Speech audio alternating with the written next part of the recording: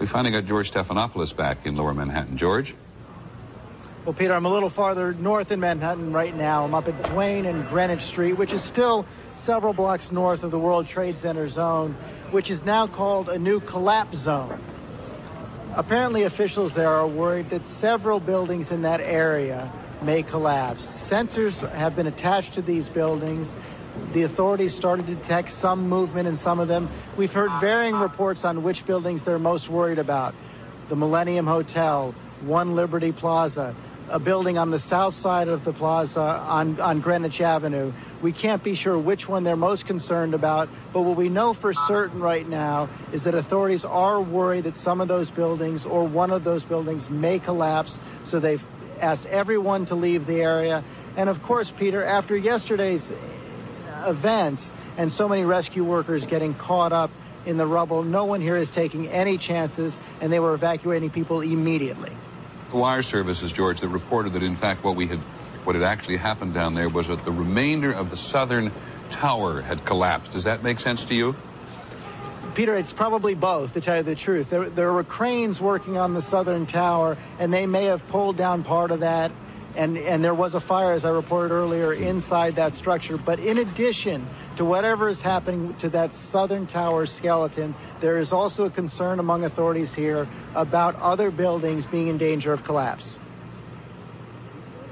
On the number of buildings which are in danger have been affected. I don't expect you to be particularly accurate, but we did hear from one doctor who'd been in on the inside. He said he thought he'd heard that 40 buildings had been affected. When I was inside, Peter, I didn't see that many, but I certainly saw 5 or 6, which had such severe damage I could never imagine them ever being rebuilt. And you don't know what's happening inside those buildings, even as you're looking at them from the outside.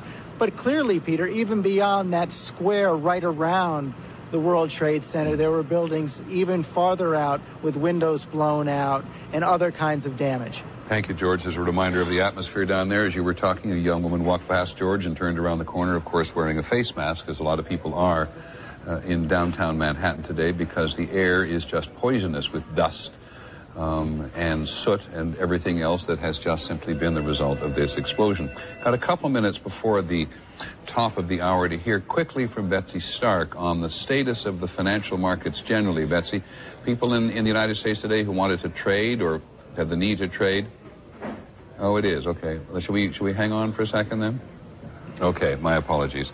Betsy Stark has prepared a piece for us, and we won't get it in just before we break and re-invite many stations to join us from around the country in terms of their local news. But let me then tell you also that the Secretary of State spoke today at considerable length about what the United States has done in terms of reaching out to communicate with the rest of the world. He's talked to about everybody. He talked to the Secretary General of the United Nations. There had been a UN resolution in support of the United States.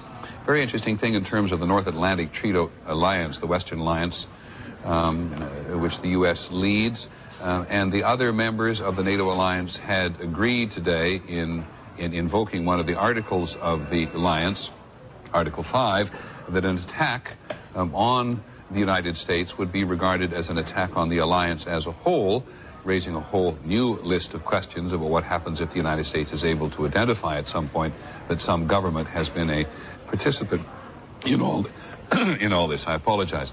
Mr. Powell also talked to various leaders around the world. He talked to Mr. Putin, as did the President Bush talk to President Putin in Russia today. He talked to the Israeli Prime Minister, Ariel Sharon. He talked to Yasser Arafat, the President of the Palestinian Authority.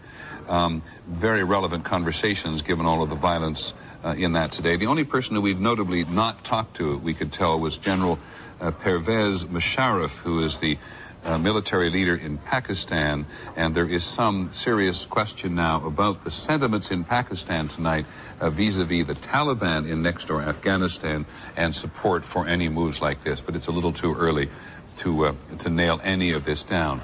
But we are going to pause for a few seconds now to allow local stations who are going to go to their local news to do that, and our coverage here will continue.